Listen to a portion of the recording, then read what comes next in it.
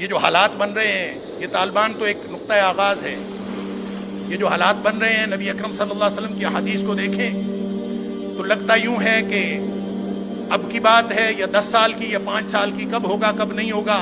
حالات امام مہدی کے بن رہے ہیں، اور وہ اصل امتحان ہونا ہے. وہ خوشی کی بات نہیں ہے، وہ آزمائش کی گھڑی ہے. اور امام مہدی نے جب بیعت لینی ہے نا تو اس نے جہاد پر بیعت لینی ہے، جس کا معنی قتال ہے. جہاد کی وہ آخری کڑی، قتال پر بیعت لینی. اور نبی اکرم صلی اللہ علیہ وسلم نے فرمایا جب امام مہدی آئیں گے نا تو لوگ 3 حصوں میں مسلمان 3 حصوں میں تقسیم ہو جائیں گے. ایک حصہ وہ جنہوں نے امام مہدی کو تسلیم ہی نہیں کرنا، انا للہ و انا الیہ راجعون، ٹھنڈے کمروں میں بیٹھنے والے اور پرسکون زندگی گزارنے والے. وہ جہاد پر بیعت کر کے کیسے تسلیم کریں گے؟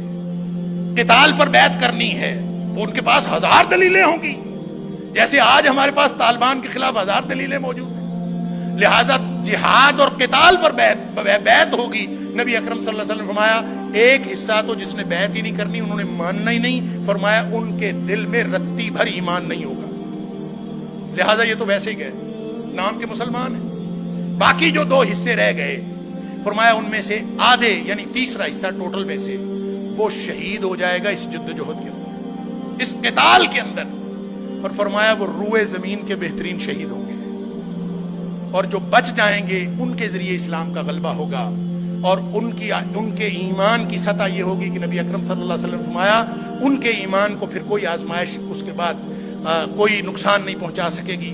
تو میرے بھائیوں اور بزرگوں، آج موقع اس آزمائش کے لیے اپنے آپ کو تیار کرنے کا ہے. میں اور آپ اپنے آپ کو، اپنے ایمان کو، وَأَنْتُمُ الْأَعْلَوْنَ إِن كُنتُم مُؤْمِنِينَ، ہم نے مر جانا ہے، راستے میں موت آ جانی ہے، یا شہادت ہمارے قسمت اور نصیب میں لکھی ہے. کیا ہونا ہے کیا نہیں ہونا یہ سب اللہ کے ہاتھ میں ہے.